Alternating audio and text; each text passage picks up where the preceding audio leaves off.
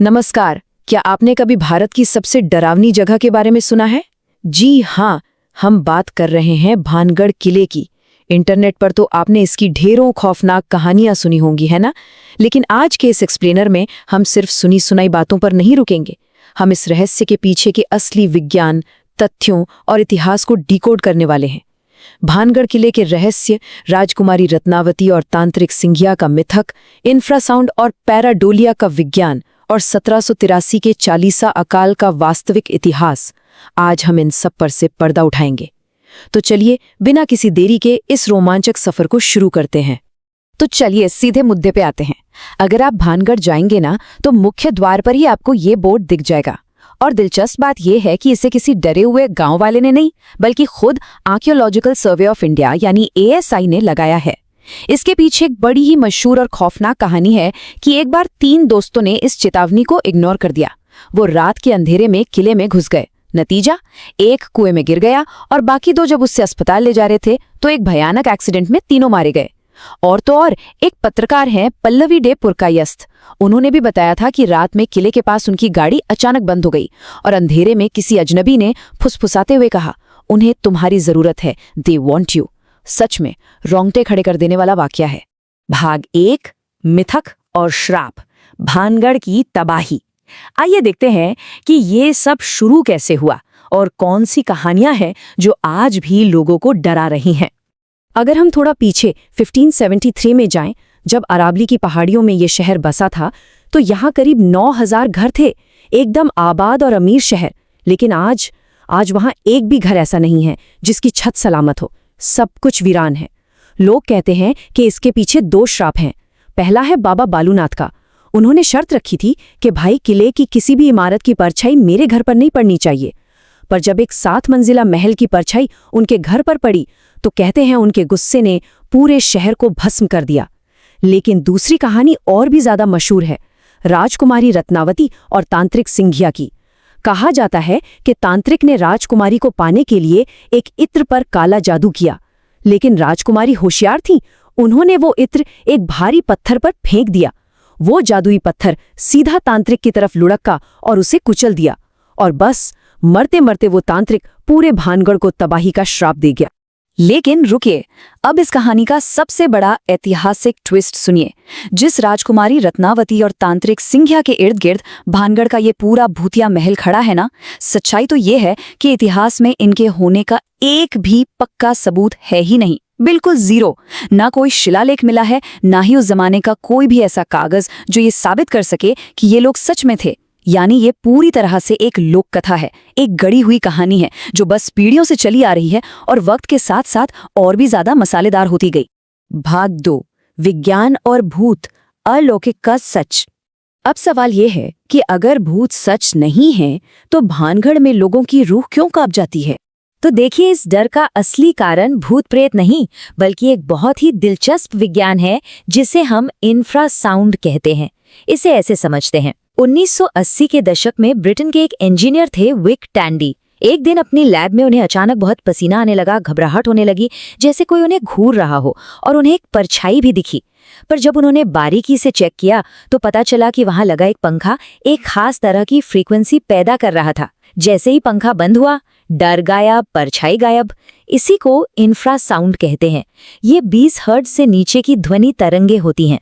हम इन्हें कानों से सुन तो नहीं सकते, लेकिन हमारा शरीर इस वाइब्रेशन को महसूस कर लेता है। अब भानगढ़ को ही ले लीजिए।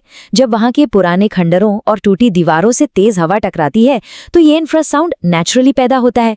ऊपर से ये जगह सिस्मिक जोन 4 में आती है, तो जब लोग वहां जाते हैं तो उन्हें बिना किसी वजह के चक्कर आने लगते हैं, शरीर कांपने लगता है और दिमाग को लगता है कि कोई अदृश्य साया आसपास है। और इसी के साथ एक और चीज जुड़ जाती है, पैराडोलिया। ये हमारे दिमाग की एक बड़ी ही अजीब सी आदत है, जहां वो रैंडम चीजों या परछाइयों में इंसानी चेहरे ढूंढने लगता है। जैसे कभी कभी बादलों में चेहरे दिख जाते हैं ना, बिल्कुल वैसा ही।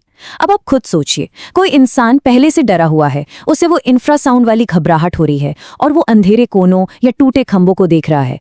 ऐसे में उसका दिमाग वहां खुद ब खुद इंसानी आकृतियां बना लेता है।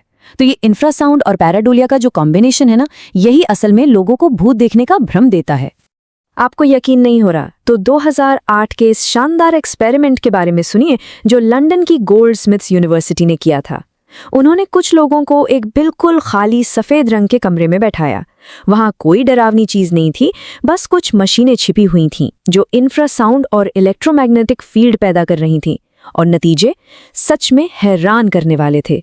बिना किसी डरावने साये के भी 20% लोगों ने कहा कि उन्हें लगा कमरे में कोई और भी मौजूद है, और 8% लोग तो एकदम दहशत में आ गए। इससे एक बात बिल्कुल साफ हो जाती है कि जब हमारे दिमाग को पहले से ही भनक लग जाए कि कुछ डरावने होने वाला है, तो वो खुद ही ऐसे खौफनाक अनुभव पैदा कर लेता है।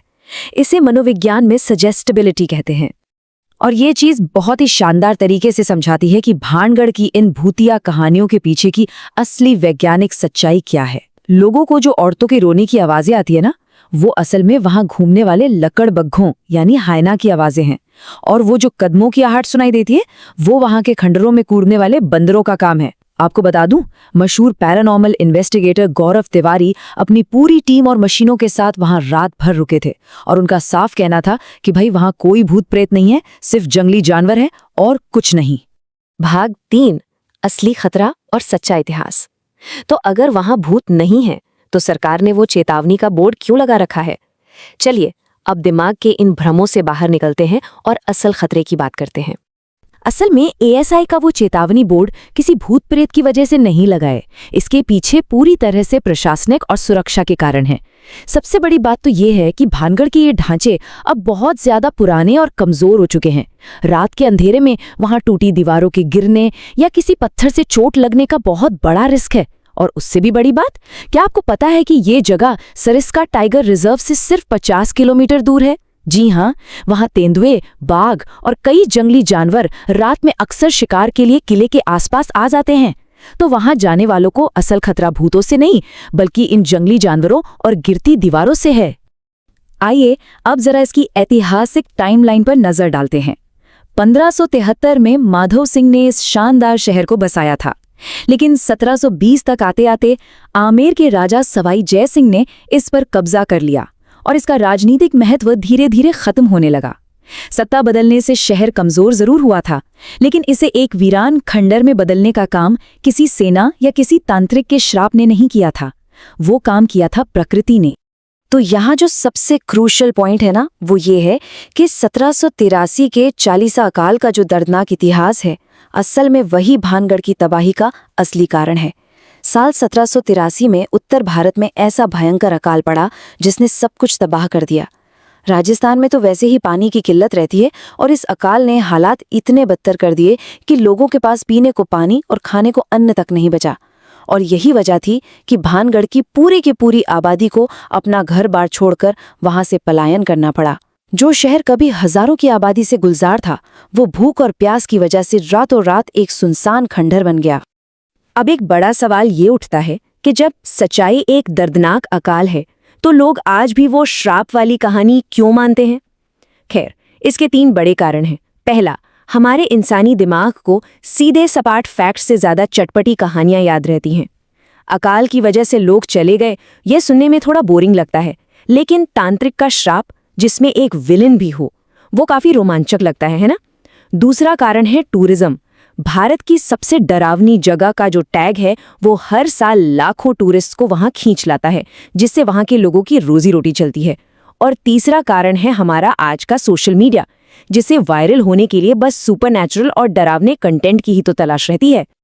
और इसी के साथ हम इस एक्सप्लेनर के अंत पर आ गए हैं, लेकिन जाते जाते ये हमें सोचने पर जरूर मजबूर कर देता है कि आखिर क्यों हमारा दिमाग एक ऐतिहासिक अकाल की असलियत और उसके दर्द को भूलकर एक तांत्रिक के श्राप की मनगढ़ंत कहानी पर यकीन करना ज्यादा पसंद करता है।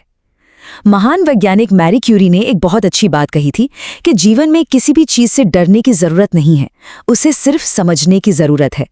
आज हमने भानगढ़ को विज्ञान और इतिहास के नजरिए से समझा है। तो दोस्तों, अगली बार जब भी कोई ऐसी डरावनी कहानी आपके सामने आए, तो उससे डरने के बजाय उसके पीछे छिपे विज्ञान और तथ्यों को खंगालने की कोशिश जरूर कीजिएगा। आज के इस एक्सप्लेनर में हमारे साथ जुड़ने के लिए आपका बहुत बहुत शुक्रिया।